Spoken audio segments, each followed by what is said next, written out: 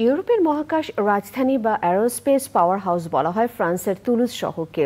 সেখানকার space city বা বৈজ্ঞানিক সাংস্কৃতিক কেন্দ্র থেকে নভোচারীদের মহাকাশ যাত্রা এবং মহাকাশ জগৎ সম্পর্কে জানতে পারছেন দর্শনার্থীরা। ফ্রান্স থেকে এম এ হাশিম জানাচ্ছেন বিস্তারিত। প্যারিস থেকে প্রায় 700 কিলোমিটার দূরের শহর তুলুজে রয়েছে সিতে দু লা স্পেস বা স্পেস সিটি। এখানে মহাকাশের রহস্য আবিষ্কারের বিষয়গুলো দর্শনার্থীরা জানতে পারছে।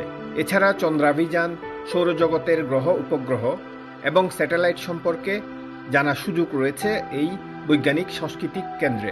এটি হচ্ছে 1986 সালের একটি স্পেস স্টেশনের কম্পার্টমেন্ট। এই অংশটি থেকে সে সময়কার স্পেস স্টেশনের কর্মকাণ্ড সম্পর্কে কিছুটা ধারণা পাওয়া যায়।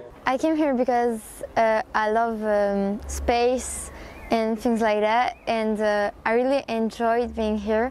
রকেট উৎক্ষেপণ, রকেট কন্ট্রোল রুম, নভোচারীদের মহাকাশে কাজের বিষয়গুলো জানা এবং কৃত্রিমভাবে মহাকাশ ভ্রমণের ব্যবস্থাও রয়েছে এই বৈজ্ঞানিক সাংস্কৃতিক কেন্দ্রে।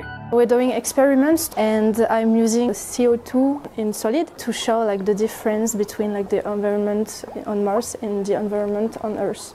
মহাকাশে গেলে কি ধরনের এক্সপেরিয়েন্স আমাদের হবে, এখানে আসলে সেটি বোঝা যাবে, সেটি জানা যাবে।